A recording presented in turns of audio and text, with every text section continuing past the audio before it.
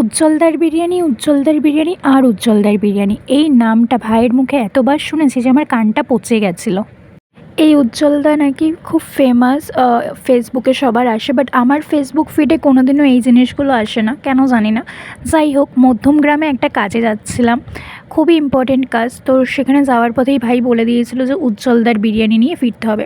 আলাদা করে এফোর্ট লাগিয়ে কিছু খুঁজিনি।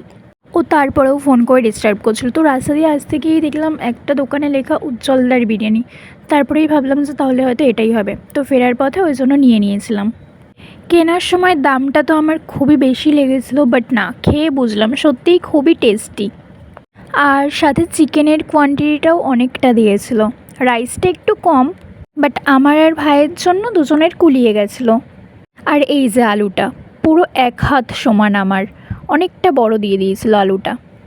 আমি আর ভাই আলাদা করে রাইস ভাগ করে নিয়েছিলাম। আর যেহেতু আমরা এক প্লেট বিরিয়ানি দুজন মিলে খেতে পারি না এমনিও, তো সেই কারণে আমরা আবার আলাদা করে মা বাবার জন্য তুলে রেখেছিলাম।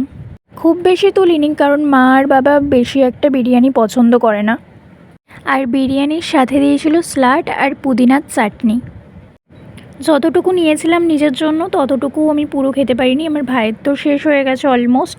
তারপরে আমি যতটুকু খেতে পারিনি সেটুকু অ্যাজ ইউজুয়াল সবসময়ের মতো ভাইকেই দিয়ে দিলাম। আমার ভাই আর আমি তো ফার্স্ট টাইম উজ্জ্বলদার বিরিয়ানি খেলাম। আমাদের তো দুজনের খেয়ে মোটামুটি বেশ ভালোই লেগেছে।